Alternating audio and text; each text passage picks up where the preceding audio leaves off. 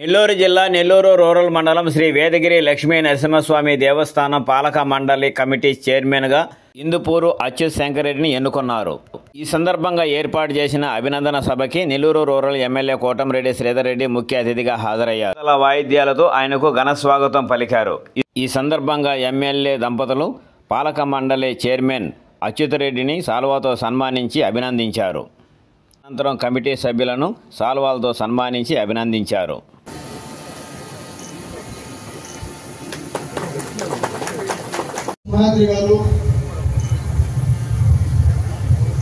శ్రీమతి సరస్వతి గారు, పురిణి సరస్వతి గారు,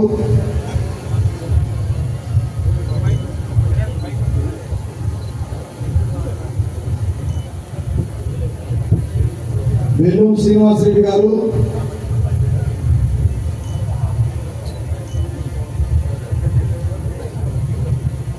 తోడేటి కామాక్షమ్మ గారు,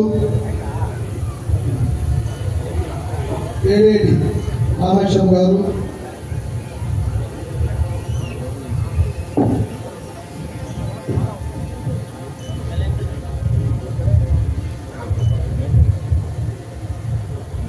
పడబాకుల జయమ్మ గారు, శ్రీమతి కొత్తకోట కవిత గారు, శ్రీ డప్పుకుంట కృష్ణయ్య గారు, సండి మురళీ యాదవ్ గారు,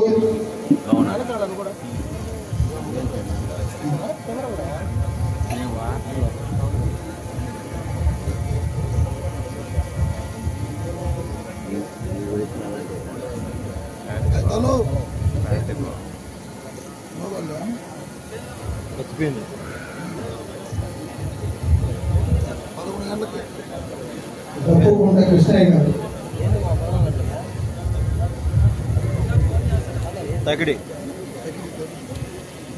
శ్రీమతి కందుకూరు శ్రావణి గారు, రమ్మన్నారు ఈరోజు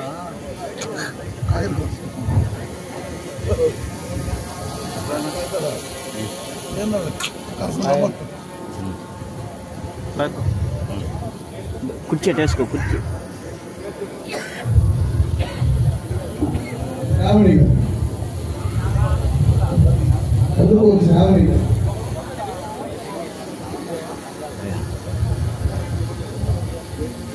కుర్చీ చేసుకో, ఒక్కరంతా జరగా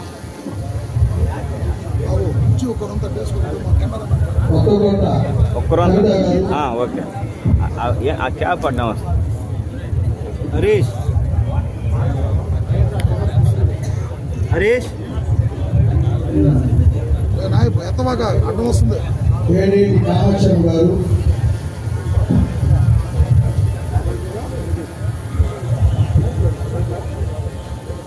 శ్రీమతి పురిణి సరస్వతి గారు,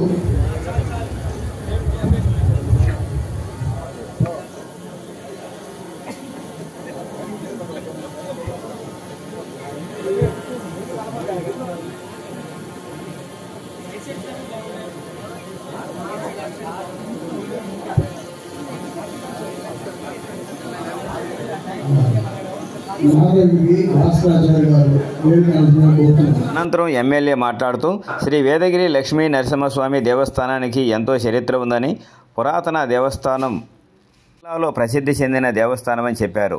దేవస్థానం చరిత్రలో తండ్రి కొడుకులు చైర్మన్లుగా ఉండడం ఇదే మొదటిసారి అని చెప్పారు.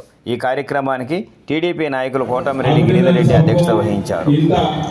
పెద్ద ఎత్తున ఇచ్చేసిన నెల్లూరు రూరల్ నియోజకవర్గం ప్రజలకు, భక్తులకు, అందరికి, నాయకులకి, కార్యకర్తలకి అందరూ కూడా పేరు పేరున హృదయపూర్వక స్వాగతం మరొకసారి తెలియజేస్తూ ఈ కార్యక్రమాన్ని ఉద్దేశించి నెల్లూరు రూరల్ శాసనసభ్యులు శ్రీ కోటంరెడ్డి శ్రీధర్ రెడ్డి గారిని మాట్లాడాల్సిందిగా కోరుతున్నాం.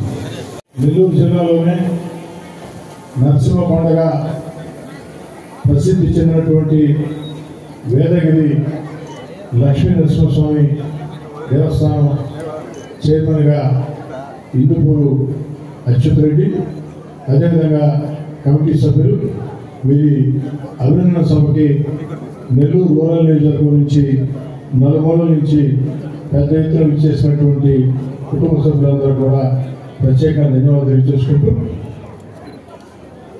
ఈ దేవస్థానానికి ఘన చరిత్ర ఉంది. ఆ యొక్క ఘన చరిత్ర ఉన్న దేవస్థానానికి యువకుడు ఇందుపూరు అచ్యుత్ రెడ్డి దేవస్థానం కమిటీ చైర్మన్గా ఎన్నికవటం, ఆ నరసింహస్వామి ఆశీస్సులు వారికి ఉండటమే కారణం అని చెప్పని నేను బలంగా నమ్ముతున్నాను. అంతేకాదు ఇక్కడ గమనించాల్సినటువంటి అంశం ఏంటంటే తండ్రి కొడుకులు ఇద్దరు కూడా నాకు తెలియకుండా ఏమైనా ఉందో నాకు తెలియదు, కానీ ఈ దేవస్థానానికి తండ్రి మా అన్న ఇందుపూరు శ్రీనివాసరెడ్డి గారు ఒకసారి చైర్మన్గా, వారి బిడ్డ ఇందుపూరు అచ్యుత్ రెడ్డి మరోసారి చైర్మన్ కావడం నేను అశోకన్న పెద్దలు చెప్తూ ఉన్నారు. ఈ దేవస్థాన చరిత్రలో తండ్రి కొడుకులు దేవస్థాన చైర్మన్లు కావడం ఇదే ప్రథమని. అంటే దీనికి కారణం ఆ నరసింహస్వామి ఆశీస్సులు ఇందుపూరు సేనన్న కుటుంబానికి దండిగా ఉన్నాయని చెప్పని ప్రత్యేకంగా మనం చేసుకుంటూ, అదేవిధంగా ధర్మకర్తలు కూడా నియమితులయ్యారు. వాళ్ళందరూ కూడా నేను మనం చేస్తున్నా. దేవస్థానం కమిటీ సభ్యులు అనేది దేవుడి ఆశీస్సులు ఉంటేనే అది సాధ్యమవుతాయి. కాబట్టి నారా చంద్రబాబు నాయుడు గారి సూచనల మేరకి మీ అందరి అభిప్రాయాలు తెలుసుకొని అందరినీ కూడా సభ్యులుగా అన్ని ప్రాంతాలు కూడా ఉండే విధంగా అన్ని కులాల సమీకరణలు చూసుకుంటూ నియమించడం జరిగింది.